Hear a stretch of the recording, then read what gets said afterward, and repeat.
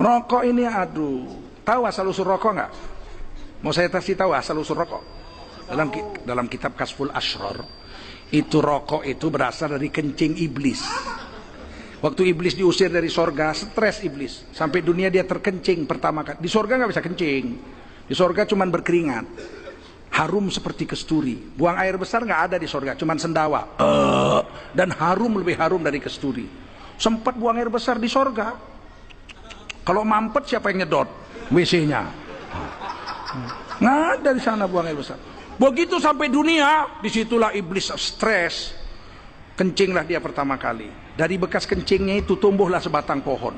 Nah, itulah yang bapak-bapak isap-isap itu. Pohon tembakau. Nah, isaplah terus. Kencing iblis. Isap. Makanya ada anekdot, para setan nggak mau menggoda orang-orang merokok, nggak digoda. Ngamuklah iblis. Setan. Apa kamu ini? Goda yuk mereka itu. Nggak usah bos. Kenapa? Itu CS kita bos. Lu kok CS? Kencing bos aja diisap sama dia. Mempunyai jari 5. Jadi angka 5 itu sing apik 1 karo 5. Nek disudo 1 karo 5, 2, 3, 4. Iki pokok. Lu gini kok kiai kok gak roh sing rokok Cina. Rokok apa kowe di Samsung?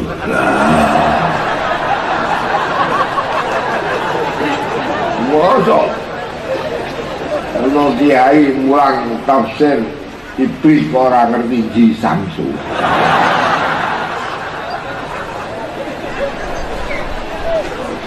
Di Samsung itu Cina tak kiai.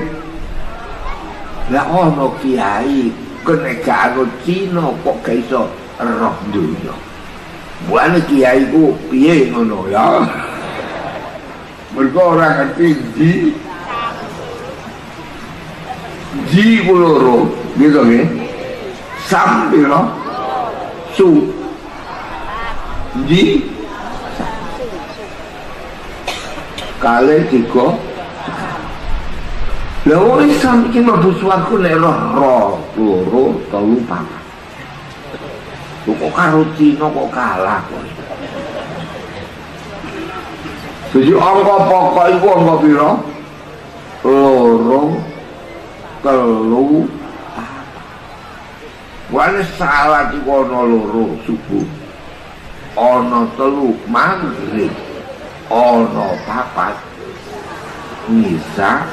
Gugur pas nopo badhe kuwi wong Islam kok kalah karo Cina. Da'i annahu da'a ilallah, tapi hakikatnya ya yad'u ila nafsi. Jadi banyak da'i yang mengklaim dirinya mengajak ke Allah dan Rasul, tapi sebetulnya hakikatnya mengajak ke kelompoknya sendiri. Saya ini termasuk kiai yang masih orisinil. Artinya orisinil gini, suatu saat atau kapan saja saya kok sudah tidak laku jadi kiai, asal Islam jalan tetap senang. Karena nggak penting yang populer saya apa enggak itu tidak penting, yang penting agama ini tetap jalan. Sama, negara ini harus jalan siapapun presidennya. Nah ini penting saya utarakan karena perbedaan antara nafsu dan komitmen beragama itu tipis sekali. Hingga dulu pernah ada cerita, ini bukti keadilan Rasulullah SAW. Pernah suatu saat Nabi itu ngaji, yang ngaji seperti ini. Terus ada pemuda dengan cueknya melewati masjid yang sedang dipakai Nabi ngaji. Hingga cerita semuanya ngomel ya, bergumam. Celaka betul pemuda itu, ada Nabi ngaji kok tidak ikut ya. Tapi Nabi secara besar hati ngendikan, ini ada di beberapa kitab di Fadhailul Kasbi. Keutamaan kerja.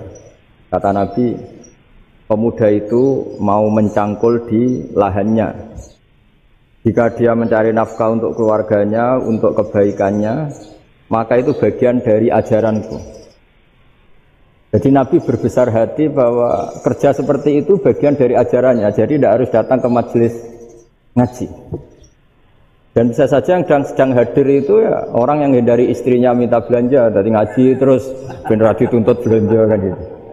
Mungkin anak-anak UMM yang kesini daripada tengok-tengok yang Malang bosen jalan-jalan ke Rembang gitu. Nah, jadi nggak mesti bener juga niatnya gitu. Jadi ya sama itu. Jadi kalau di dunia kiai yang masih orisinil itu nafsu itu bener-bener dilatih. Maka masyhur dalam cerita ada orang perang sama Ali radhiyallahu anhu. Ketika perang ini sangat semangat. Tapi ketika orang itu meludahi dan Sayyidina Ali ini tersinggung karena diludahi, Sayyidina Ali langsung angkat tangan. Sudah perangnya nggak usah diteruskan. Karena saya marah sama kamu sekarang demi nafsu karena kamu meludahi saya. Padahal saya tadi motifnya demi Allah dan Rasul.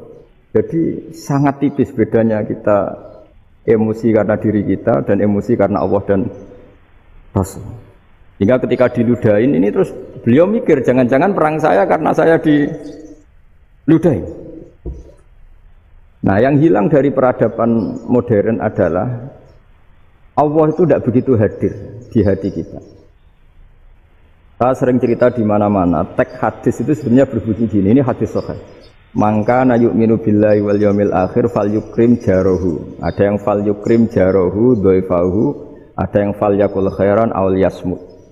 Siapa yang iman dengan Allah dan Rasul maka harus memuliakan tetangganya, memuliakan tamunya. Dulu itu ada seorang ulama dipanggil anak muda, dibully terus sekarang. Wahai kiai, datang ke rumah saya. Datang kiai itu. Setelah sampai ke rumah orang itu, silakan kiai kembali ke rumahnya, saya tidak butuh kiai. Kiai itu dengan riang kembali. Setelah di rumah dipanggil lagi, Pak Yai silakan datang ke rumah saya. Datang lagi. Ya senyum-senyum kiainya santai. Wah nggak jadi butuh Pak Yai, silakan kembali lagi. Sampai 3 kali. Oh itu kalau rektor digitukan marah itu. Dosen marah. Kiainya santai. Santai senyum-senyum rileks. Ketika ditanya, kenapa Pak Yai tidak tersinggung? Jawabannya unik. Anak muda, saya ini senang sekali nuruti perintah Allah, disuruh menghormati tetangga. Sehingga ketika Anda manggil ya saya datang. Ketika Anda nyuruh pulang ya saya pulang. Saya senang sekali nyenangkan tonggo. Dan itu perintah Allah, jadi tidak ada hubungannya dengan kamu. Wah pemudanya nangis minta dimaafin. Kalau kita kan enggak, kita ini dosen, kiai, mungkin kita doktor, mungkin kita profesor. Tapi kita ini sering didikte oleh orang bodoh. Kalau orang bodoh itu jengkel, lo kita ya jengkel. Lo kamu jengkel, dijengkelkan orang bodoh itu namanya terdikte. Itu bodoh apa pinter? Oh itu tidak pinter sama sekali. Kalau betul-betul kamu pinter, hanya bisa didikte oleh Allah Subhanahu wa Ta'ala. Jadi antara hukum Allah apa? Wa ahsin man asa'a ilaika. Berbuatlah baik sama orang yang berbuat buruk sama Anda. Itu dikteannya Allah. Kalau dikteannya orang-orang bodoh kayak dimangkel ben mangkel, terus kamu mangkel, itu bodoh apa pinter? Nah, problem kita kekinian adalah wong pinter, wong bodoh, itu podo-podo bisa didikte oleh sekelilingnya. Terus karuan wataknya perumahan seperti itu, wataknya anak-anak seperti itu, kita didikte. Anak-anak jengkelin kita mangkel, berarti kita didikte oleh orang bodoh.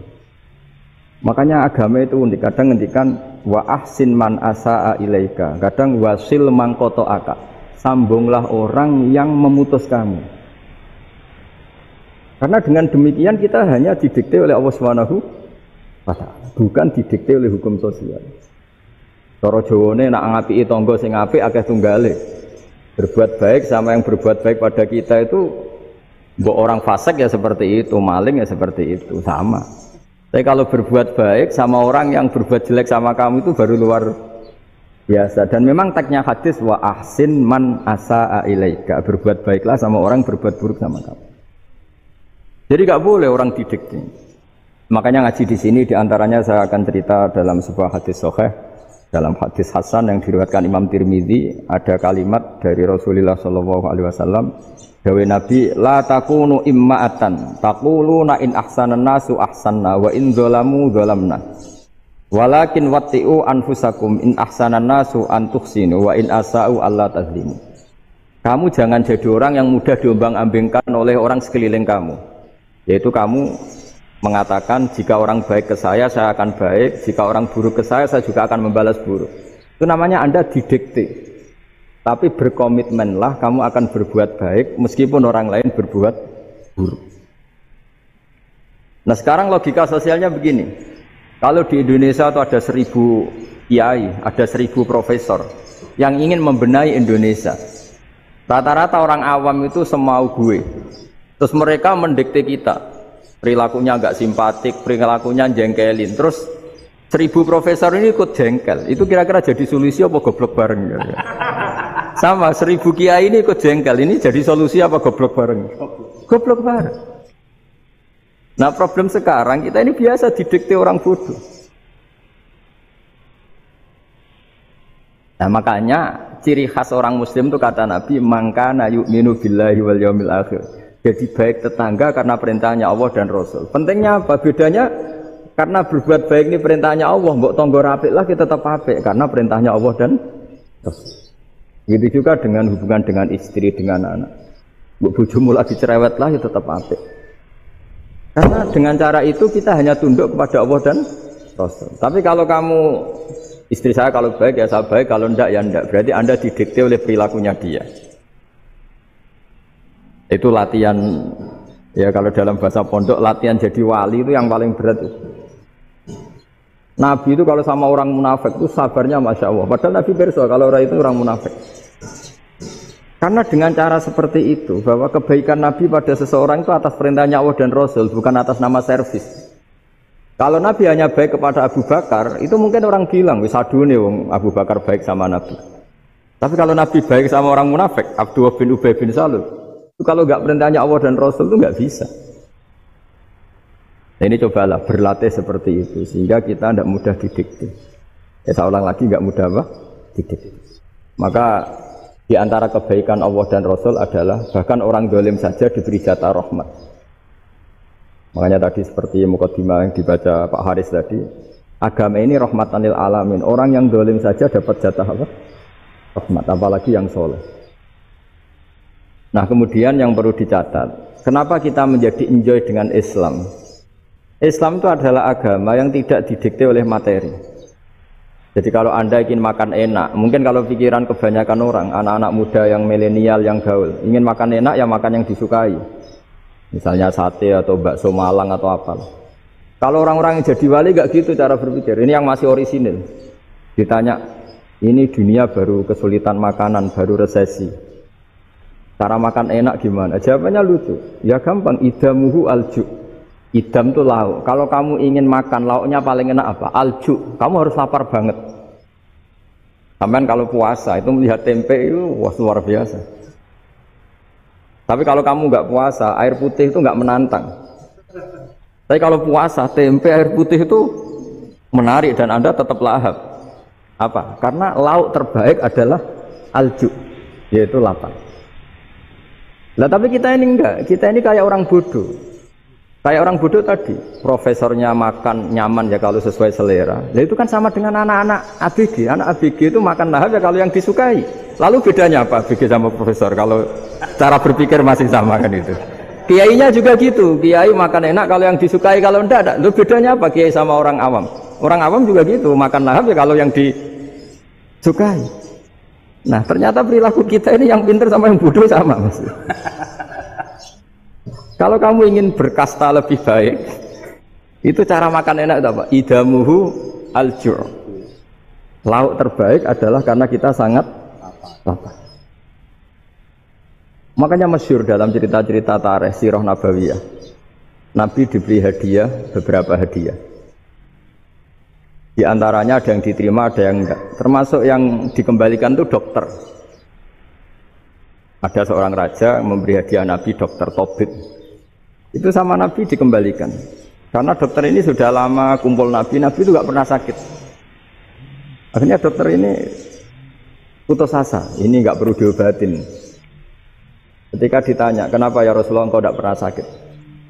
Karena kita ini kaum, kita ini komunitas masyarakat yang tidak akan makan kecuali lapar. Dan kalau sudah makan berhenti sebelum kenyang. Jadi sederhana sekali pengobatan zaman Nabi. Sebagian besar penyakit itu pasti disebabkan kita ceroboh dalam hal makan.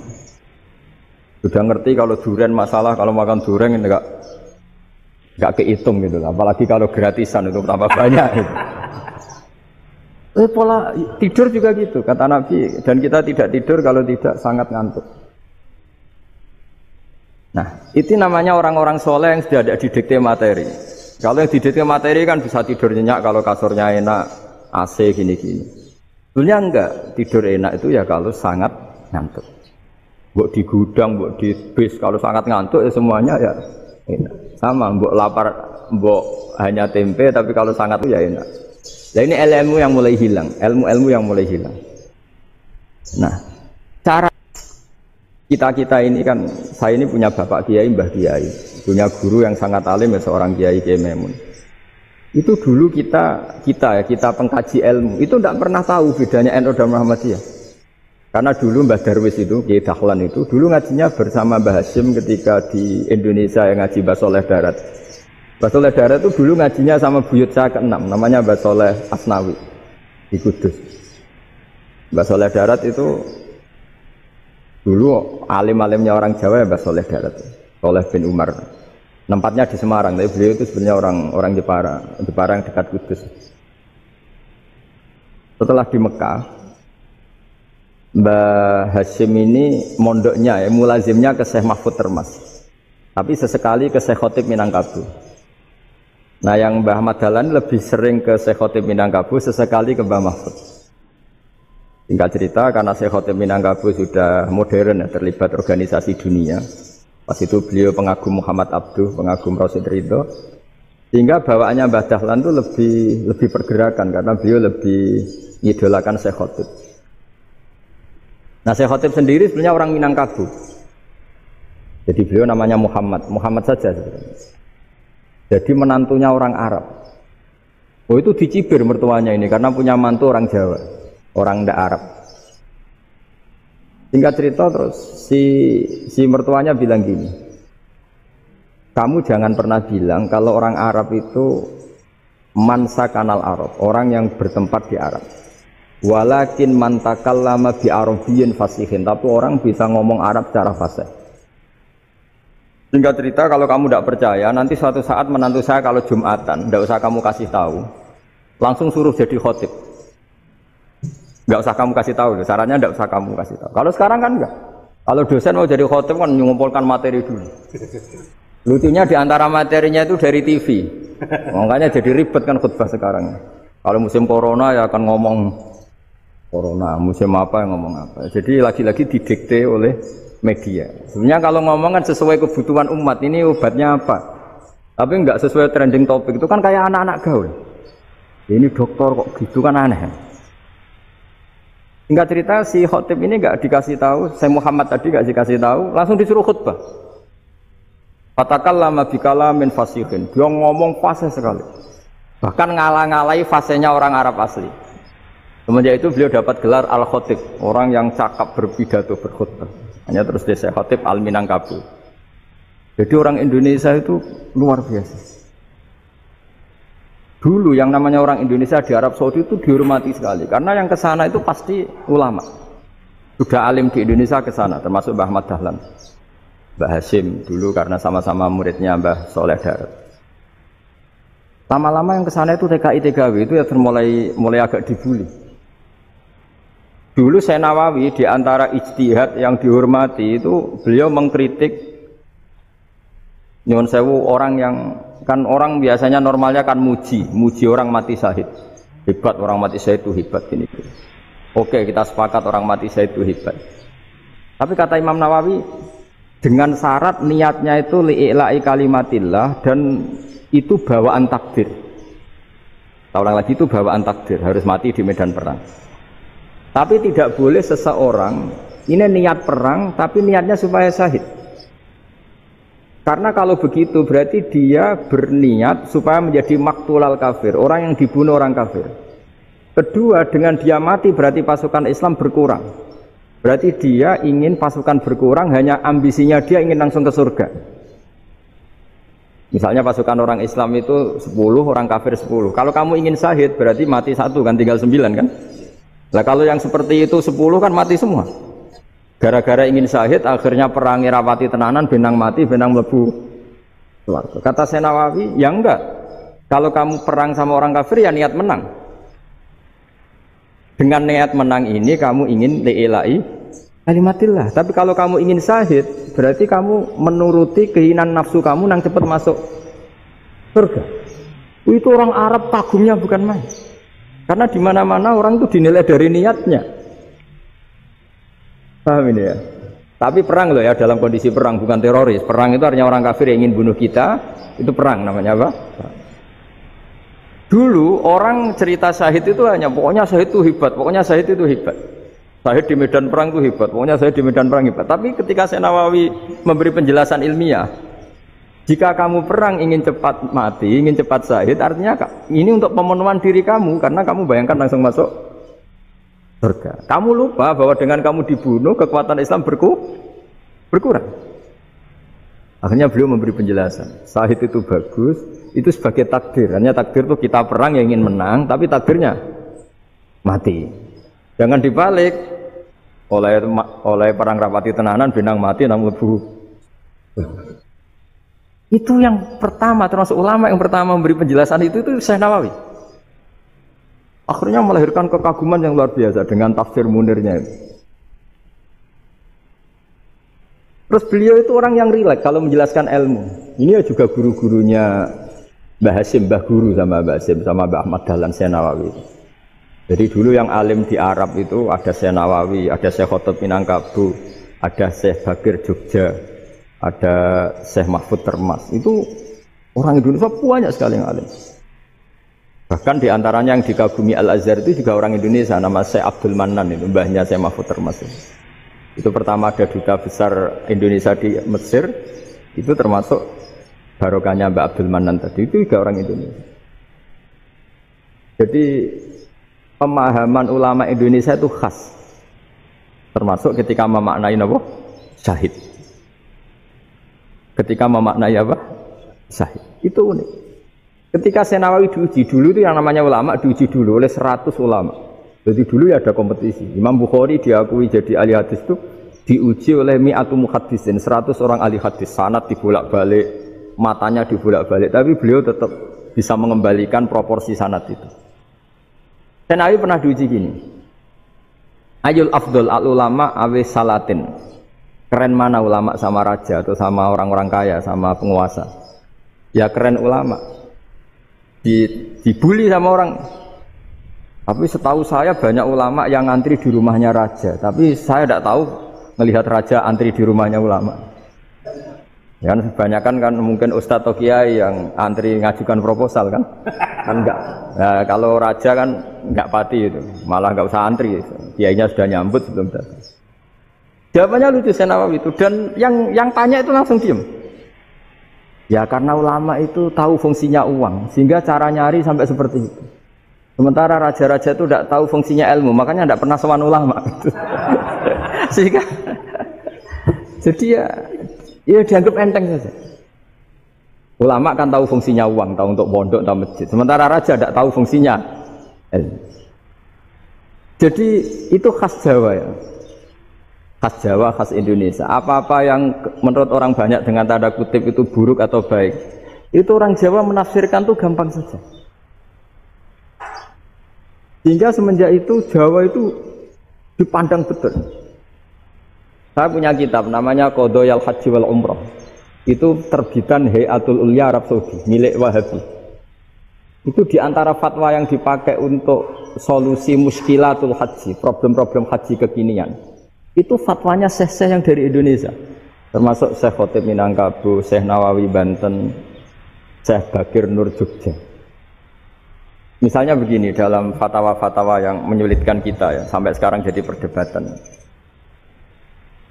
Ketika Sofa dan Marwah itu dengan batas tertentu, saya ulang lagi dengan batas tertentu, mau tidak mau atas nama kebutuhan, itu kan butuh perluasan. Karena kalau naik turun itu mudah disepakati ulama.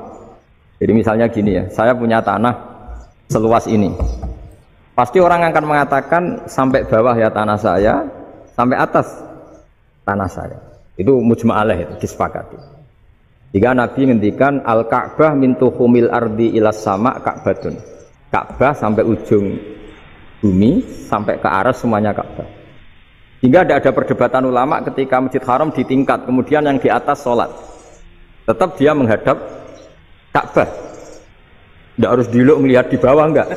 Karena Ka'bah sampai langit. Sama, tanah Anda kamu tingkat sampai 10, enggak ada tetangga protes.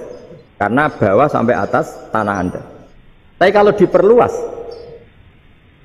tanah Anda kamu luaskan setengah meter saja atau 3 cm saja, iso geger mek tonggo. Karena di mana-mana batas itu ya tadi. Kalau atas bawah miliknya, kalau samping enggak. Pertanyaannya, perluasan Mina itu ke samping. Perluasannya Matof yang Mas'ah itu juga ke samping. Geger kan ulama dunia. Bagaimana hukumnya Mina Jadid? Mina yang diperbarui atau Mina yang diperluas. Itu diantara rujukan baik yang membolehkan maupun yang menentang. Itu ya Syekh Indonesia. Itu original tuh. Saya punya kitab original terbitan Hayatul Ulya, kira-kira ya kemenaknya Arab Saudi kalau di Indonesia itu. Itu yang dirujuk Dawai Syekh Nawawi, Dawai Syekh Khatib Minangkabau. Karena apa? Ada logika khas Jawa. Misalnya begini, meskipun saya tidak perlu fatwa Mina Jadid sah apa enggak, memang jadi perkhilafan ulama. Misalnya kampung ini dinamai Mina. Pertanyaannya gini, tanah yang di samping ini bisa milik Anda apa enggak? Ya bisa Gus kalau dibeli atau dihibahkan. Berarti tanah di samping Anda menjadi milik Anda karena ada proses pengambil alian lewat beli maupun hibah. Nah masalahnya ini negara itu berhak menganeksasi atau memasukkan ini sebagai Mina. Itu ulama Jawa kalau ditanya, alasannya apa? Fa innal muttasila bis-syai' hukmu dzalika syai'. Karena yang gantet, yang mutasil itu bisa dihukumi seperti sesuatu itu. Jadi kalau ini Mina, ya yang gantet Mina ini ya bisa dikatakan Mina. Beda dengan membuat Mina Malang Mina, wah itu tidak bisa, tidak mutasil kan? Itu enteng sekali ulama Jawa. Satu ya tentu karena kebutuhan, tapi asal masih al-muttasilu bihi, yang masih tanah yang masih mutasil. Nah, ketika perluasan Mas'ah antara Sofa dan Marwah kan misalnya ini batas luasnya Sofa, ini batas luasnya Marwah. Lalu atas nama kebutuhan, Sofa Marwah itu sampai sini. Sampai agak meluas ke sini. Itu geger Arab Saudi. Wah, ini gimana? Padahal tawaf itu harus antara Gunung Sofa dan Gunung Marwah. Sa'i itu ya. Tapi kalau istilah Quran memang tawaf sama-sama. Makanya apa? Inna Sofa al-Marwata min sya'airillah faman hajjal baita wa i'tamara fala junaha alaihi ayyat tawafati. Nah, jadi kalau istilah sa'i di Quran itu masih tawaf. Karena harus ada, kalau bisa lah, bukan harus. Kalau bisa memang harus ada unsur muternya. Kita kalau sa'i kan dari sini Sofa sampai sini Marwah. Terus kan agak muter ke sini. Nah, kan agak membentuk lingkar, nah, makanya Quran tetap mengistilahkan apa? Tawaf. Jadi bukan sini ke sini terus sini ke sini kan enggak, tapi sini sampai sini terus muter kan, terus sini. Jadi antara setar dan selama ini prakteknya kan gitu ya. Sofa ngambil sini, terus ke sini, terus agak muter. Nah, karena ada unsur agak muter ini terus orang menyebut apa? Tawaf. Tapi itu bukan syarat sah, ini cerita ideal. Kita ulang lagi ya. Gunung Sofa itu puncaknya atau pucuknya kalau dalam bahasa Jawa itu ya hanya segini, ini sampai sini. Nah, kelompok Islam yang pekeh keras nggak boleh diperluas karena Allah memilih tempat ini itu spesial, jadi nggak boleh ke yang lain. Tapi ketika kebutuhan mendesak, mau tidak mau harus diperluas. Itu jawabnya Kiai Jawa lucu. Gunung sing ketok iku sing dhuwure tok. Sikilane luwih hombo. Jadi karena kita kan gunung kan bentuknya gini. Nah, Sofa yang kecil itu yang atasnya, tapi sikilannya sini kakinya lebih luas. Jadi boleh perluasan asal tidak melebihi kakinya. Nah, dihitung ya lebih luas. Jadi Kiai Jawa itu kayak wong delok gunung Penanggungan, kayak gunung Arjuna. Di mana-mana puncak gunung itu lebih kecil timbang kakinya. Artinya diperluas ini bukan berarti tidak di sofa dan tidak di, itu khas Kiai Jawa. Jadi jangan kira orang Jawa itu udah hebat sekali. Termasuk perkembangan hotel di Arab Saudi. Itu dulu sebelum ada hotel, buyut saya kelima atau keenam dulu haji, namanya Badur Rahman. Itu kalau mau ingin menghindari terik matahari itu masuk gua. Itu masuk gua itu hanya separuh badan, kakinya di luar. Jadi jangan bayangkan kalau gua di Indonesia kayak gua Akbar di Tuban orang bisa masuk jalan-jalan, enggak. Gua di Arab itu kayak cepitan batu, tidak sampai masuk. Sehingga kepalanya dimasukkan, kakinya masih kena matahari, saking panasnya Arab Saudi. Jika dalam bayangan hijrah ketika Nabi bersembunyi di gua Tur, itu kata Abu Bakar, kalau orang kafir melihat kakinya pasti melihat kita karena nggak bisa masuk penuh. Jadi orang itu mau dempes tok. Hingga ya kira-kira luasnya gua paling segini. Makanya guyonannya kiai-kiai itu untung nggak kayak gua Indonesia. Kalau kayak gua Indonesia laba-labanya capek karena luas sekali. Jadi jangan bayangkan gua Arab tuh kayak gua Indonesia. Makanya bayangannya andai kan orang itu melihat ke bawah pasti melihat kita karena orangnya nggak bisa masuk penuh, nggak bisa masuk 100%. Ya kayak cepitan batu lah mirip. Itu kan mirip Gunung Uhud. Gunung Uhud kata Rasulullah, nanti kalau kamu perang itu di atas, menang atau kalah di atas. Musuh biar di bawah. Dengan di atas kamu bisa manah. Jangan bayangkan kayak Gunung Merapi, kayak Gunung Penanggungan. Lah kalau Gunung Penanggungan manah ke bawah yang leyang kan? Jadi gunung di Arab itu kayak bukit. Ya sampean pernah kan ke Uhud itu ya sama ini aja tinggi ini kan? Nah ini yang mulai ada mis. Makanya nerjemah itu susah di Indonesia. Karena jabal itu udah harus tinggi. Kalau tinggi nggak bisa manah dari atas ke bawah kan nggak ngefek kan? Sampai kalau ke Uhud gunungnya kan pendek sekali sehingga yang manah dari atas ke bawah ya kalau kena musuh ya celaka karena memang dekat. Nah kalau gunung Indonesia manah dari atas ke bawah yang keleyang nggak ngefek.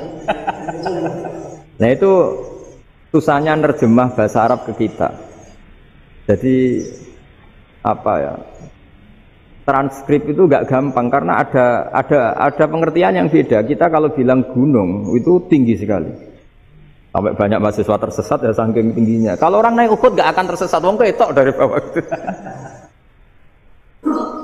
Nah ini pentingnya ngaji ya. Jadi akhirnya ulama-ulama Indonesia itu dipakai rujukan.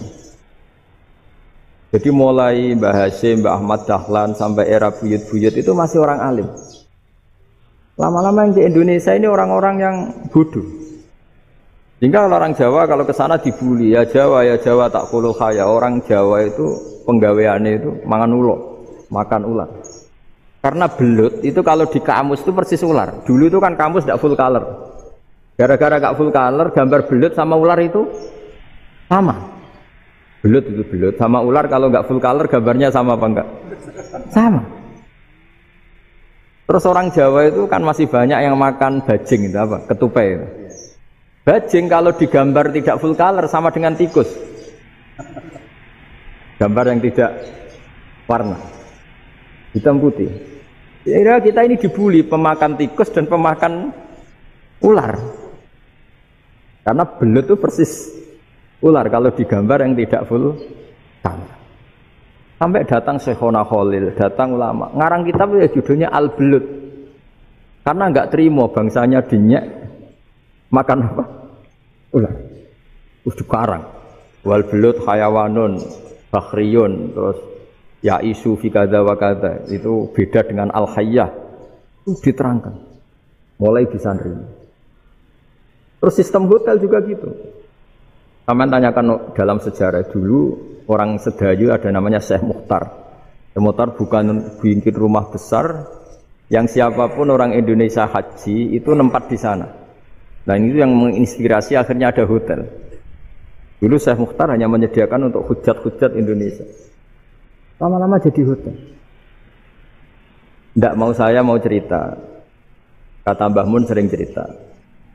Kenapa wa ma arsalnaka illa rahmatal lil alamin, kata Mbah Mun, Allah itu pasti bikin ulama yang tidak produk Arab itu pasti ada. Kalau orang Arab jadi ulama wajar, bahasanya Arab, domisilinya di Arab. Tapi Allah akan selalu bikin ulama yang tidak bangsa Arab. Imam Ghazali itu Tus itu Persia. Imam Bukhari itu kira-kira kalau sekarang ikut Uzbek. Ya, Imam Bukhari itu kalau negara sekarang ikut mana? Uzbek. Kenapa demikian kata Mbah Mun? Karena Allah sudah ngendikan wa ma arsalnaka illa kafatan linnas. Manusia semua ini kena khitabnya Islam. Kalau tidak ada ulama yang dari berbagai negara, kesannya Islam itu hanya milik orang Arab Saudi. Makanya Allah selalu bikin ulama-ulama yang bahkan tidak Arab. Termasuk Imamul Muhaddisin, yaitu Imam Bukhari, itu orang Uzbek, orang Rusia lah kalau sekarang ikut Uni Soviet dulu. Imam Ghazali itu orang Persia.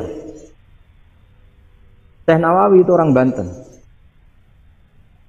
Karena Allah ingin memaklumatkan bahwa Islam ini untuk semua, sehingga orang yang tidak Arab pun bisa belajar Islam. Yang alimnya itu nggak kalah sama orang apa? Arab. Makanya ini PR ya. Kalau Gus Dah Ploso nanti ngendikan suatu saat orang belajar Islam itu bahkan orang Arab pun bisa belajar ke Indonesia.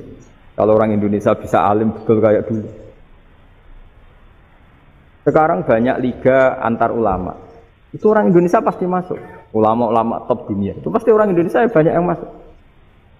Karena tadi ketika orang Indonesia baca kitab, itu orang Arab itu kagum. Kok bisa ada bahasanya baca secara benar? Bukan sekadar bisa baca secara benar. Karena memang dilatih sedemikian rupa di pondok-pondok. Makanya kita semua lah, yang alim di Indonesia itu kemana-mana ya pasti alim. Dulu putra Mbah Mun namanya Gus Zofur itu tahun pertama ya sudah the best di tahun pertama. Kalau tahun pertama the best-nya ilmunya bawaan dari sarang, dari keluarganya. Gus Naji mondok di Said Muhammad tahun pertama sudah dipuji sebagai yang teralim karena ya sanggup. Kalau dipujinya tahun ketiga, tahun keempat kan mungkin dapat dari sana. Ini tahun pertama. Tahu lagi tahun pertama. Karena pengajaran di Indonesia itu luar biasa di pondok-pondok. Makanya kalau dalam anekdot pondok itu cerita-cerita lucu itu. Ada orang Jakarta ngaji, setelah di kelas itu pelengahan terus. Melihat jendela, lihat pintu terus. Lama-lama gurunya marah.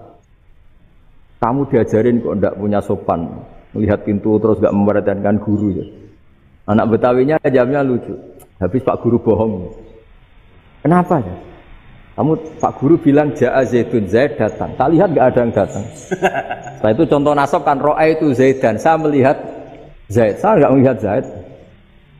Contoh ketiga yang jar kan maror tu Zaidin. Saya berjalan ketemu Zaid. Pak Guru diam di situ enggak jalan-jalan. Jadi saking detailnya Indonesia dia cari. Kalau rofa Ja'a Zaidun. Kalau nasab ro'a itu Zaidan. Kalau jar maror tu Zaidin. Nah si murid Betawi ini karena pertama sekolah, ngiranya gurunya itu cerita, Zaid datang. Makanya dia ngelihat pintu terus, mana katanya datang kok enggak datang-datang. Nah, dengan latihan seperti itu, kemungkinan orang Indonesia salah itu kecil karena memang dilatih betul. Saya ulang lagi karena memang dilatih betul. Sehingga ketika orang Indonesia ini yang cerita seorang wartawan. Ini kisah nyata, kali ini tidak anekdot, kisah nyata. Ada wartawan internasional meliput Ramlah itu di Gaza, di Palestina. Wartawan Indonesia ini hanya bisa bahasa Inggris. Dijak ngomong bahasa Arab, terus dia bilang saya tidak bisa. Saya tidak bisa, saya bisanya ngomong Inggris. Tapi apa yang terjadi setelah sholat, di Indonesia ini jadi imam, pakai sholat jariah lagi. Baca bismillah benar, bismillahi jar karena mudhof ilaih. Terus ketika iktidal ya benar, Rabbana lakal hamdu mil'us samawati wa mil'ul ardi benar. Ketika tahiyat ya benar, at-tahiyatul mubarakatuh sholawat. Sama orang Arab ini diambungi. Orang Arab kalau senang orang itu dicium. Kamu tawaduk, sebenarnya kamu itu ahli bahasa Arab. Karena orang Indonesia sekali sholat itu nggak ada yang salah. Meskipun benarnya karena hafalan, tapi bagi yang ahli nahwu itu hebat. Misalnya kita kalau ngapalkan kan bismillahi, bismi jar karena ba, Allah jar karena mudhof ilaih, ar-rahmani jar karena sifat, ar-rahimi karena sifat. Alhamdu rafa karena mubtada, lillahi jar karena ada huruf jarli, rabbi jar karena sifat. Sebetulnya tidak karena pinter, tapi karena hafalan. Tapi orang Indonesia hebatnya itu benar terus. Rabbana lakal hamdu, ya kan? Alhamdu rafa, terus mil usamawati ya rafa karena sifat. Sehingga terus orang Indonesia kalau sholat di Timur Tengah itu dipuji karena makhrajnya ya benar, rafa nasabnya juga benar. Nah itu di negara lain tidak ada nggak Indonesia. Orang Cina itu sering bikin marah orang-orang Arab karena kalau dongo itu nggak fasih kayak orang Indonesia. Orang Indonesia kalau dongo ya Allahumma Allahumma tohir tohir qalbi qalbi. Orang Cina ini yang jadi guyon di Arab. Allahumma Allahumma tahir tahir kalbi kalbi gitu. Itu kan bedanya aja loh. Itu orang Arab pertama membiarin, lama-lama kalbun kalbun entak gitu. Maksudnya asu-asumu gitu. Karena dia bilangnya qaf itu kaf. Jadi kalau Allahumma do Allah tahir, kula aturi nyucekno panjenengan kalbi ing asu ingsun kan. Tapi kalau qalbi itu ati ingsun, tapi kalau kalbi anjing ingsun. Bedanya qaf sama kaf. Ana arah-arahnya kalbun entak. Asu-asumu maksudnya kan. Tapi padahal orang Cina itu bareng dilihat teksnya ya pakai qaf. Orang Indonesia enggak, mulai kecil dilatih sak fase-fase. Sampai ya sulit betul latihan Fatihah itu. Kalau di Kudus malah sampai 3 bulan Fatihah itu. Sampai at-tahiyyatu, kurang lagi, kurang bersih. At-tahiyyatu. Sampai ada cerita itu orang dipanggil maftuhin itu enggak melengak, harus maftuhin. Baru melengak. Tapi barokahnya itu orang Indonesia kalau dongo memang benar-benar Allahumma tohir qalbi. Ya Allah sucikan hati kami, bukan tahir kalbi. Karena sekali jadi kaf itu maknanya anjing saya. Ya Allah sucikan anjing. Jadi ini orang Indonesia. Jadi kata Mbah Mun, dawe Mbah Mun, illaka fatal linnas, bahwa agama ini milik semuanya. Itu diantara bukti Allah menghendaki atau mendesain Islam seperti ini, orang yang belajar di Indonesia itu pengetahuannya Islam, pengetahuannya tentang Islam itu tidak kalah sama yang belajar di Al-Azhar, sama yang belajar di Arab Saudi. Makanya ini PR-nya UMM, PR-nya IAIN, PR-nya UIN. Bisa enggak sealim mereka dalam bahasa Arab? Nah, bahasa Arabnya man anta, ana zaidun. Jangan sampai, karena kita di sana ini kadung dibully. Orang Arab tuh kalau bully kita, sampai tak kasih cerita. Oh, itu ngawurnya Masya Allah. Kata dia, ada anak orang Indonesia haji. Ya anaknya orang Indonesia yang dijotos sama anaknya orang Arab. Dijotos, dipukul. Jika cerita terus si orang Indonesia nggak terima, anaknya yang orang Arab dipukul. Yang balas bapaknya. Orang Arab tanya, lima ada dorobta ibni, kenapa kamu mukul anak saya? Itu orang Indonesia bahasa, wah aku biasa. Jadi hanya bilang gitu. Artinya anak saya dihada ya maka tak ada. Bahasa Arabnya gitu. Anak saya dipukul maka saya balas mukul. Itu orang Arab mantuk-mantuk oh gitu. Paham? Suatu saat ada orang Indonesia itu sama orang Arab itu dilus-lus itu ya digini-giniin. Karena dia latihan bahasa Indonesia, latihan bahasa Arabnya itu masih mufrodat. Jadi kalau mengartikan yadun itu tangan, saro itu jalan. Jadi kalau jalan ya saro-saro. Roksun itu kepala, ana itu ingsun. Jadi karena dia nggak ngerti penggunaannya, itu bahasa Arabnya itu yadun anta. Jadi bukan yaduka tapi yadun anta. Berarti tangan kamu. Saro-saro itu jalan-jalan. Ala roksi ana yang atasnya sirah ingsun. Jadi mestinya yang benar kan yaduka saro ala roksi atau gitu. Tapi enggak dipotong-potong. Yadun tangan kan, anta kamu. Berarti tangan kamu. Saro-saro jalan-jalan. Roksun itu sirah, ana ingsun. Jadi di atas Kepala saya. Orang Arab tertawa-tawa. Tapi paham. Kalau maksudnya seperti itu. Jadi kita ini dibully di Arab itu Masya Allah. Jadi akhirnya lahirlah ulama-ulama tadi yang saya sebut tadi. Bahkan pernah lama sekali ulama Indonesia itu jadi master di Arab Saudi. Yaitu Senawi Banten. Itu kalau orang sana bilang itu Sayyidu Ulama Il-Hijaz. Top-topnya ulama Mekah Madinah. Padahal beliau orang Indonesia. Dan dimakamkan di Ma'la itu dekat makamnya Sayyidah Khadijah. Karena sangat dihormati. Nah, di antara sebab dihormati adalah ketika orang memahami syahid, maknanya pokoknya maktulal kafir. Syahid itu adalah orang yang kalau perang itu mati di medan perang. Itu Imam Nawawi merinci secara detail. Kalau dia perang supaya tujuannya mati syahid cepat ke surga, berarti dia nuruti hadzun nafsi. Ingin cepat ke surga. Tapi dia lupa bahwa dia dengan terbunuh, pasukan Islam berkurang kekuatan. Maka syarat perang yang benar adalah ya ingin menang. Di mana-mana perang ya ilahi kalimatillah supaya kalimat Allah itu menang, jangan ingin kalah. Soal dia mati takdir, tapi jangan ingin mati. Wah itu terus dikagumi. Ternyata memang, oh iya ya kalau pasukan Islam 10, kafir 10, kita ingin syahid, berarti ya kalau orang ingin syahid kan terus mungkin perangnya ada hati-hati, main ngawur saja terus kalah mati. Ya, apa kalon satu kan, terkurangi satu kan. Nah kalau semuanya 10 punya niat gitu, ya itu Syekh Nawawi. Syekh Nawawi itu orang yang begitu gampang nerangkan Quran. Bahkan ketika orang Arab kesulitan ngartikan famathaluhu kamathalil kalbi intahmil alaihi yalhas aw tatrukuna yalhas. Orang tomak itu ibarat kayak anjing. Anjing itu kamu kasih makan ya tetap melet, menjulur-julurkan lidahnya, kamu ndak ya ndak. Imam Nawawi ditanya, "Ma wajhu sibbi?" Lalu wajah tasbihnya di mana? Beliau menjawab, "Fit tomak." Jadi anjing punya dua sifat yang berlawanan. Di bab ilmu dipuji. Enggak ada hewan yang mudah menerima ilmu kayak apa? Anjing. Sehingga Quran mengistilahkan wa ma 'allamtum minal jawarihi mukallibin. Hewan yang mudah diajari itu oleh Quran dibahasakan sudah menganjing. Karena anjing adalah hewan yang paling mudah apa?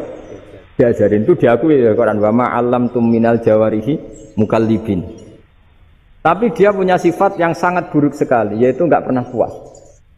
Makanya ketika Bal'am bin Ba'ura, ada tokoh yang kedonyan ya. Itu kalau diistilahkan Quran walakinnahu akhlada ilal ardi wattaba'a hawa. Famathaluhu kamathalil kalbi in tahmil 'alaihi yalhas aw tatrukhu yalhas. Jadi anjing punya dua sifat yang berlawanan. Di bab ilmu dipuji karena paling mudah diajarin. Itu saya pernah ke Malaysia, diceritain sama polisi Malaysia. Anjing itu saking cerdasnya itu bisa deteksi CD palsu sama CD bajakan, asli sama bajakan. Itu kan gak kebayang. Kalau narkoba mungkin masih ada bau khusus ya. Atau mesiu atau bom masih ada bau khusus. Ini enggak. Anjing itu dilatih ngecek CD yang asli sama yang palsu.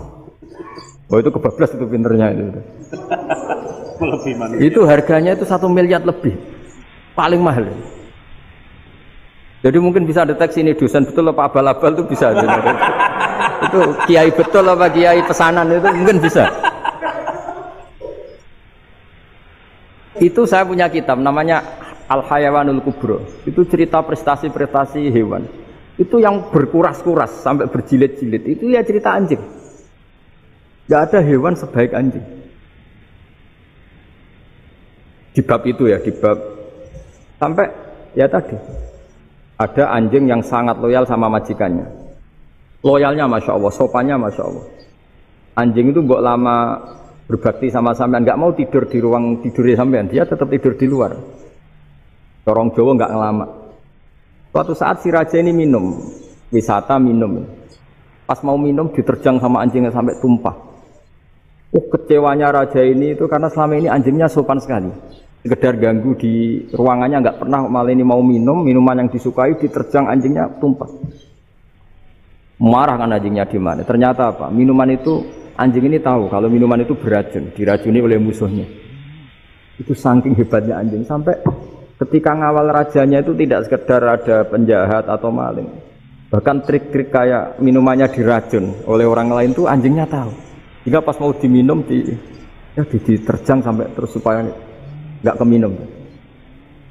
Makanya Quran istilahkan anjing itu apa? Wa ma 'allamtum minal jawarihi mukallibin. Hewan piaraan yang kamu ajarin nanti sampai sepinter anjing. Makanya Ashabul Kahfi itu ketika ngajak anjing tadi, beliau tidur, anjing itu tidurnya bil wasit, wakal buhum basitun dzira'aihi bil wasit. Jadi dia tidur dalam posisi siaga. Loh, coba anjing itu nggak pernah sekolah, karena dia posisi menjaga, tidurnya itu kayak siaga gini, bukan ngorok madep ke atas terlentang, itu enggak. Andai kan dia tidur terlentang itu kan yang mau mengganggu kan, wah sunai turu, itu enggak. Dia tidur posisi siaga, makanya disebut lawit tolak ta'alaihim lawalaita minhum firaron. Kalau kamu melihat anjing itu pasti lari, karena dia posisi siap merekam. Jadi tidur tapi posisi siap merekam. Jadi matanya tetap terbelalak kayak siaga. Padahal itu enggak diperintah, ya dia memang punya nalar untuk itu. Ini disebut wa ma 'allamtum minal jawarihi mukallibin. Dan dalam teori modern juga gitu.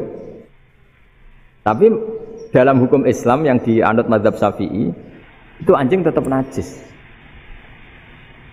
Ya sudah najis ya najis, tapi ada mazhab lain yang mengatakan tidak najis. Tapi tidak usah ngrumat anjing, geger nanti kalau rektor kampus punya anjing. Tapi ilmu itu bagus untuk kelangenan kadang. Andai kan tidak ada mazhab Malik, maka kita kesulitan menceritakan Ashabul Kahfi yang hewan piaraannya itu anjing. Tapi misalnya anjing disucikan, kita juga nanti susah menjelaskan hadis Nabi malaikat itu tidak masuk rumah yang di situ ada apa? Anjing. Maka ilmu itu, makanya kata Imam Sa'roni, sebagian ilmu itu memang kelangenan, tapi nggak boleh jadi praktek. Tapi harus ada. Misalnya begini, contoh paling gampang. Api dalam mazhab Syafi'i kan alat pensuci hanya dua, air dan tanah. Ya saya ulang lagi, air dan tanah, yaitu tanah untuk mensucikan najis anjing. Imam Abu Hanifah menambahkan api. Mazhab Syafi'i itu agak kesulitan ketika ada batu bata dibikin dari tanah-tanah yang bercampur kotoran. Mazhab Syafi'i akan kesulitan karena di situ ada najis yang jadi materinya bata. Hukumnya gimana kalau nanti dipakai masjid? Tapi barokahnya ada beberapa mazhab. Abu Hanifah mengatakan dan api. Jadi apa tadi, air, tanah, api. Alasannya masuk akal. Ketika usatul mukminin, orang-orang mukmin yang ahli maksiat itu sebelum masuk surga, kalau dia dosanya banyak itu dibakar dulu supaya suci. Emas itu untuk memisahkan dengan materi lain juga harus dibakar. Berarti api termasuk alat. Artinya gini, batu bata yang materinya dari tadi najis sekalipun, ini menjadi suci karena mengalami pembakaran. Tapi kata Imam Sa'roni, ilmu ini hanya sebagai ilmu. Jangan sampai kalau kamu mau wudhu gak ada air terus membakar diri, lah ini ribet kan. Jadi ilmu itu sebagian memang untuk kelangenan. Karena kita butuh. Andai kan tidak ada mazhab Abu Hanifah, maka kita akan kesulitan pakai bata. Kita tahu cara bikinnya kadang di tempat yang kotor, di tempat yang najis. Tapi karena ini ngalami dibakar, maka hukumnya suci menurut mazhab Abu Hanifah. Dan itu sering. Ulama itu sampai apa? Saya punya kitab fikih namanya Fardul Masail. Pengandaian ada masalah. Jadi masalah itu belum terjadi tapi diandaikan. Misalnya kayak di Texas. Bumi itu bulat bola. Texas itu kalau dibor itu pas Ka'bah. Lalu kiblatnya di mana? Bumi ini kan hanya rubuk-rubuk seperempat. Yang ada arah itu seperempat. Tapi kalau Ka'bah itu sama Texas atau Texas dengan Ka'bah itu lalu kiblatnya mana? Wong sudah bebas arah. Maka ilmu mengatakan mara'ahu muslimuna hasanun. Kamu jangan nuruti ilmu hakikat tapi nuruti mindset. Kalau mainstreamnya orang banyak seperti itu, mindsetnya orang sana misalnya Ka'bah sana ya ikut sana. Tapi ini tidak mewakili hakikat karena kalau yang 380 derajat itu kan terus ribet. Makanya ini kesulitan di bab-bab fikih. Ya saya ulang lagi, kesulitan di bab-bab fikih. Makanya fikih itu selalu bicara Misalnya gini, ada orang sholat, saya ulang lagi. Setelah salam pertama dia kentut, itu sholatnya batal apa enggak? Itu ulama berdebat. Yang dikatakan rukun sholat itu salam pertama, sehingga orang kalau sudah salam pertama, maka sudah keluar dari sholat.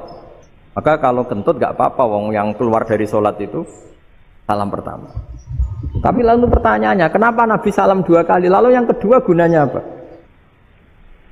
Ribet kan, partai ini kalah pasti kalau ditanya gitu. Tapi kalau ditanya dibalik, sholat itu satu ibadah yang dimulai dengan takbir, yang diakhiri dengan salam. Berarti salam pertama itu pengakhir apa nunggu salam kedua? Pertama, di semua ulama bilang salam pertama. Kalau salam pertama sudah pengakhir, berarti pembatalan setelah itu nggak punya efek, nggak punya akibat. Itu kan ribet, debat fikih itu memang ribet. Fikih itu memang senam otak karena pertanyaannya mirip-mirip seperti itu. Nah, sampean milih mana? Milih salam pertama apa salam kedua? Pasti ulama milih salam pertama. Jadi anehnya fikih itu di situ.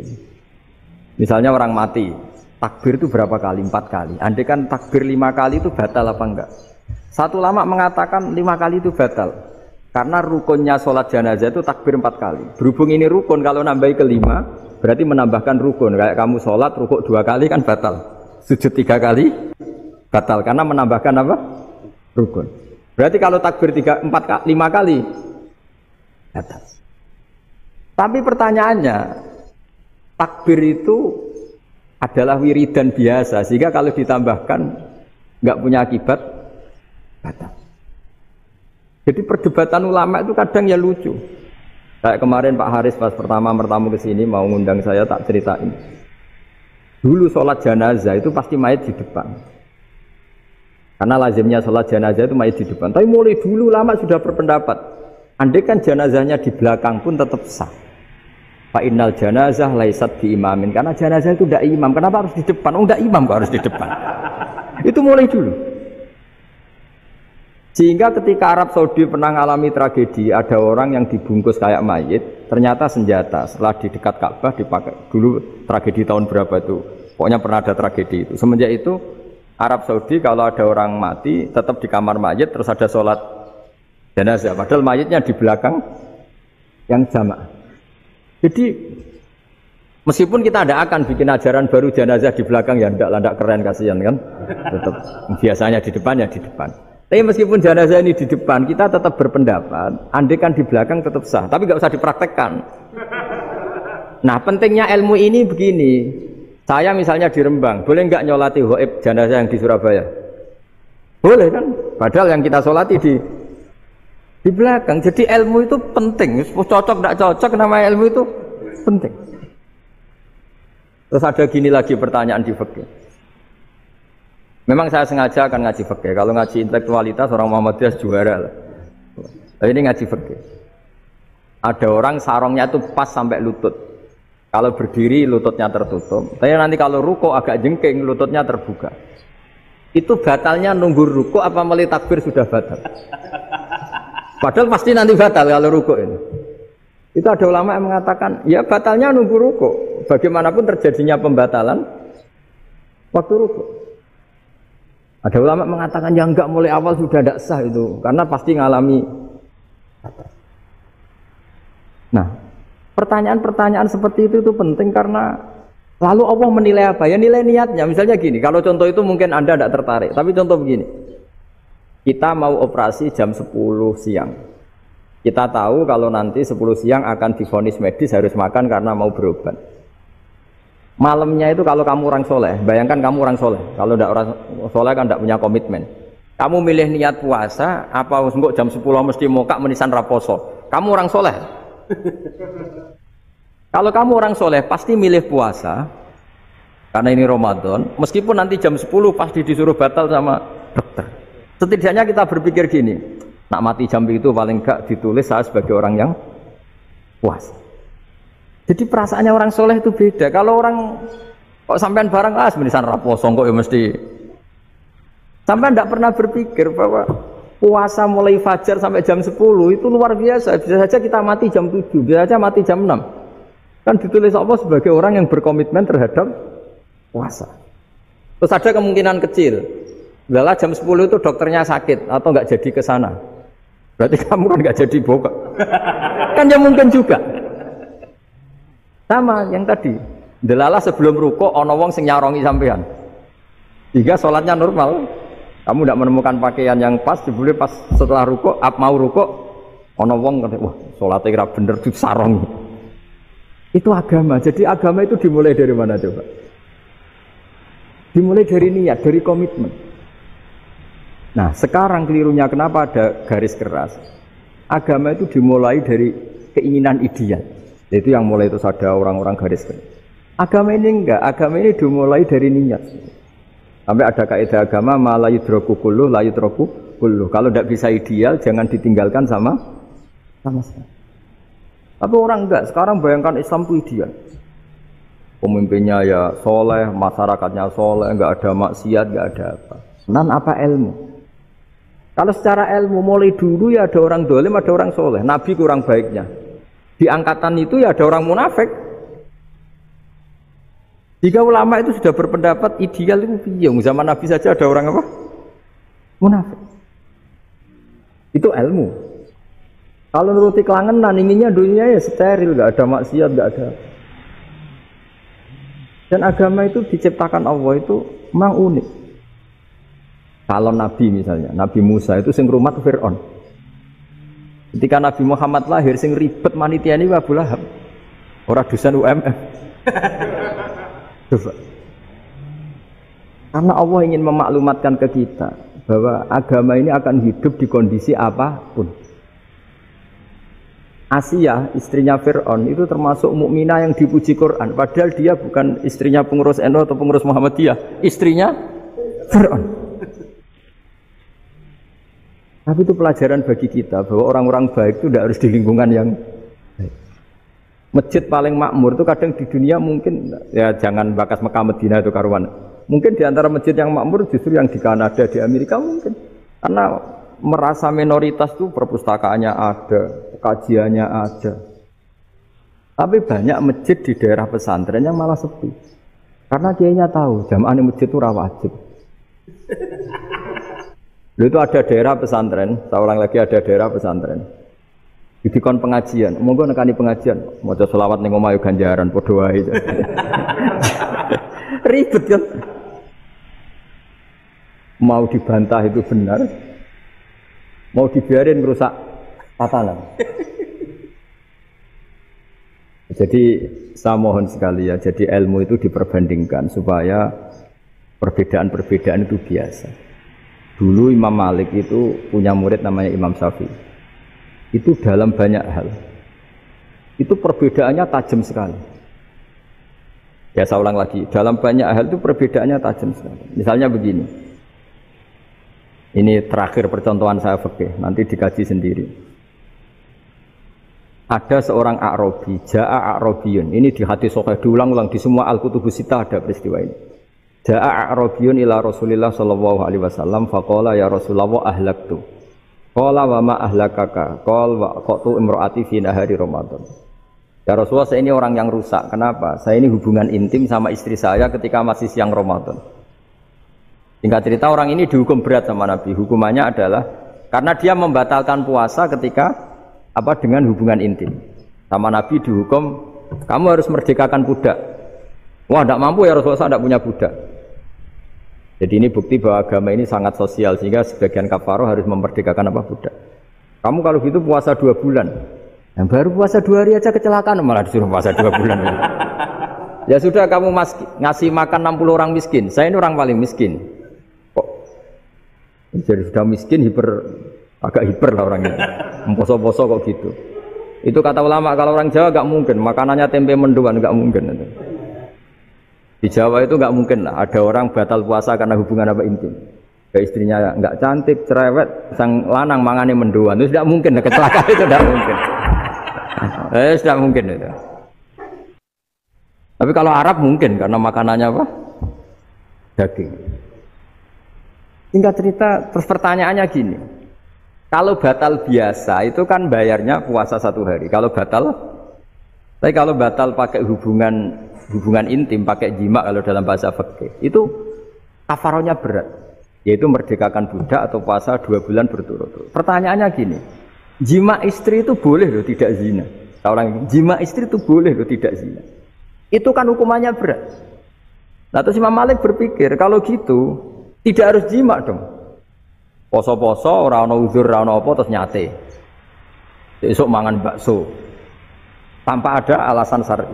Hukumnya harus sama dong. Karena jima hukumnya boleh, berarti semua iftar, semua pembatalan puasa yang tidak ada uzur syara' maka hukumnya sama, yaitu sanksinya sama.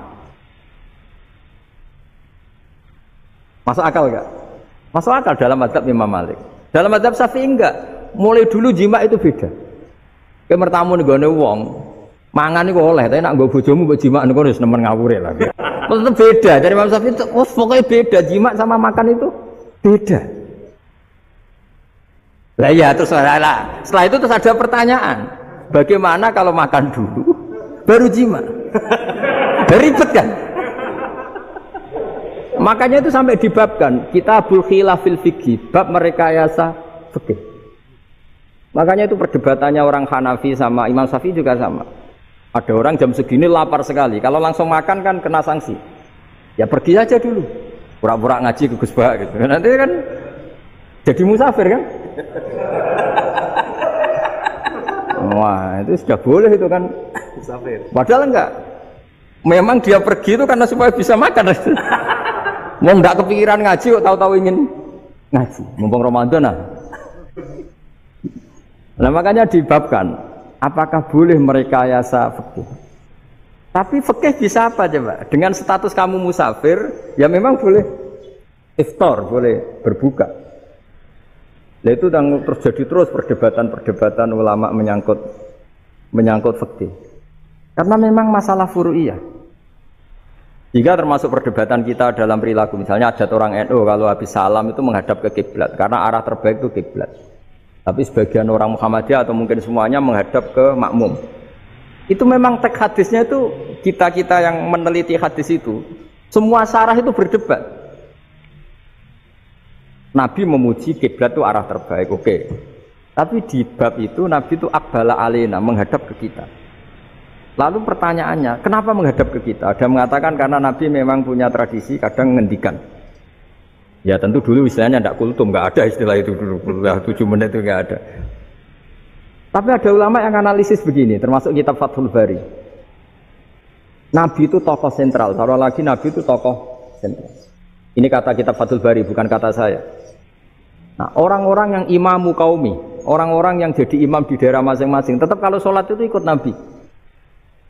Ikut Nabi setelah salam langsung pulang. Jadi sebetulnya salam langsung pulang itu ya ada sejarahnya karena dia mau jadi imam di daerahnya. Nah, tidak kebayang kalau Nabi itu madhep kiblat. Kalau Nabi madhep kiblat, orang yang masbuk yang barusan datang pasti langsung usolli misalnya fardhu isya'i misalnya. Terus makmum Nabi, padahal Nabi sholatnya sudah selesai. Jadi intinya gini kata Fathul Bari. Imam setelah salam itu harus bikin gerakan atau omongan atau apa saja yang menunjukkan kalau sholatnya selesai. Di antara gerakan itu adalah beliau harus menghadap ke hadirin atau menghadap ke utara atau apa saja yang penting menunjukkan kalau sholat ini sudah selesai. Itu fikih. Jadi fikih itu cara menganalisis itu memang unik.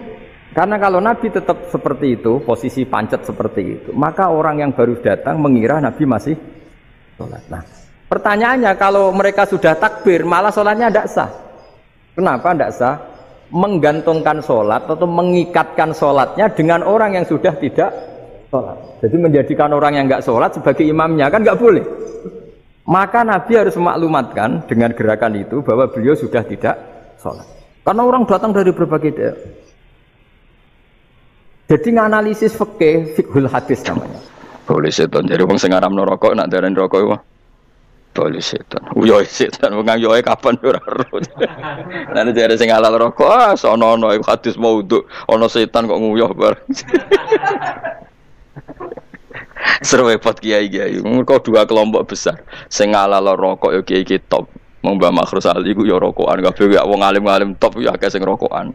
Wong alim-alim top wali kelapan atas sing ora seneng rokok ya akeh. Ki milih ndi?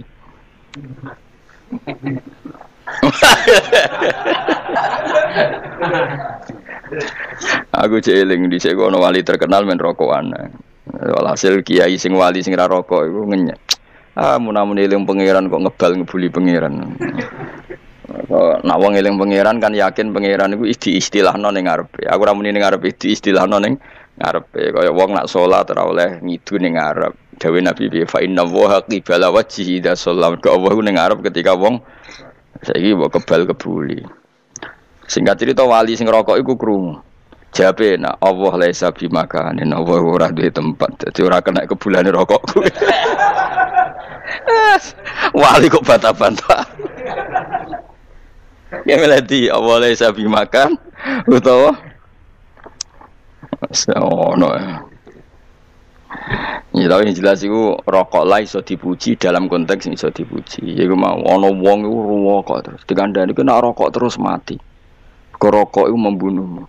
Tapi wong iki rokok wis dadi. Gitu ya aku nak rokok malah mati.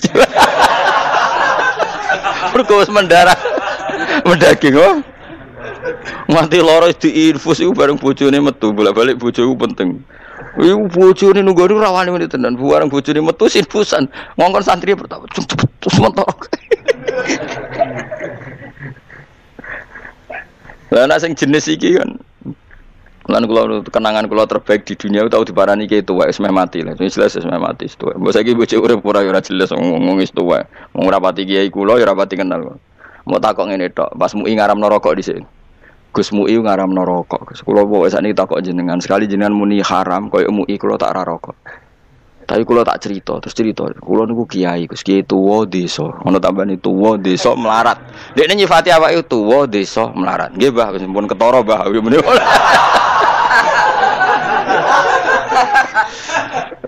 Wong nek ambek kula tak dimepol. Hiburan kula nak barisa niku jagongan teng langgar. Niku di langgar tuwek. Ambek kanca-kanca zaman mondok, tuwek ketemu, tuwek terus cocokan nasib zaman mondok. Serokokan anggar barisa. Muga isuk wedi bojo Gus awan niku mergawe sak-iso kula, njen kula duwe sawah di Tegal. Hiburanku satu-satunya iku bar isa rokokan mbek kancaku di masa lalu. Yes terus disebut-sebutno ning pojok musala biasa lah wong desa-desa. Lah nek iku mbok haramno pisan Gus, bar kula seradi hiburan. Ning omah wedi bojo donya ora duwe. Satu-satunya hiburanku ya bar isa rokokan mbek kanca-kanca mondok. Nek mbok haramno pisan Gus, bar uripku. Lah kula iki kiai lho Gus. Tak pikir mending ngono kok sombong diblit. Delok dangdut ra pantes terusane ngono. Dadi dekne iku iri agere pojok musala ono cah nom-nom ape delok apa? Dangdut delok video iku iri. Lah aku ora iso ngono lho tekan rokok wae kok haram. Akhirnya aku pun bah kangge jenengan halal-halal. Nah jenis ngene iki iku ya kudu didukung wong hiburane sekare sitok iku. Rokok ning pinggir musala angger barisa. Ya aku ora tenan hidupane ngono tenan. Aku anggar Pak Sifat ya pas ngono. Masyaallah. Saiki bojo urip ora serata takokno kabare wis ben. Nah yang jenis iki piye misale? Mbok haramno mbok halal jenis iki. Nah kowe kan gak ya rokokan gelem, ndodok dangdut gelem lah. Delok WA sing gambare wong bulet-bulet yo gelem. Nah kiai iki kan fair, Gus. Kula niku kiai, delok dangdut ra pantes. Ketoke WA-an yo ora iso dene. Jenis iki kok halal ora? Jenis iki halal apa haram? Hiburane ning masjid rok ning musala rokok. Mergo sekali ning omah ya mau. Ana adwal lakum.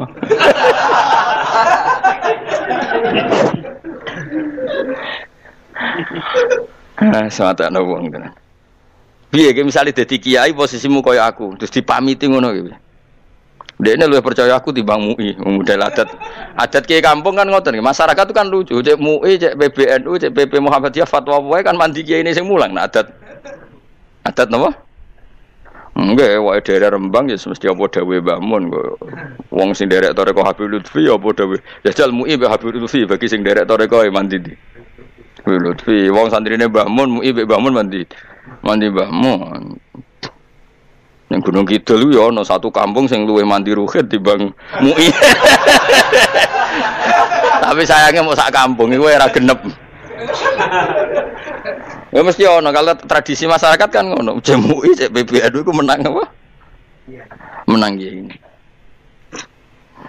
Jadi kula niku kiai Gus bulan baleni rumah sak ora rondo ape ujub tapi kula niku kiai terus ada delok dangdut nggih mboten pantes. Delok bioskop ra pantes hiburan kula namung rokok ning pojok. Masalah. Enak jan musolane iku nak bengi ora untuk redup paten pinggiratan wis rokok terus ngono. Mergo dene iku waktu yang ditoleransi keluar dari rumah. Dadi yang ngerisak bojone serah nak gak mulai. Iku koncone masalah lu. Ono sing ijek Masumi, koncone kawak-kawak iku. Mau NU mergo seneng Masumi. Ono sing wis NU ya mbek bantahan masa lalu zaman mondok mlaku ning Termas Bulirboyo kan pancen tau alumni pondok. Cerita di sini mondok iku ngelelet. Wah, dhisik Gus rokok nak gak di. Wah, udah itu konangane rokok. Lur yen dadi mau ngerokok mulai mondok, mulai edisi ngelelet, edisi klobot sampai edisi rokok modern. Wis ngalami ngono terus diharamno ora jantungan piye. Wah, matane wong tenan. Wong sepuh, kula ya hormat wong piyambake sepuh. Coba ana teng fatwa hukum percaya kula wae. Mun Gus Woi kantun jenengan iki. Tapi arahe ku njaluk halal menawa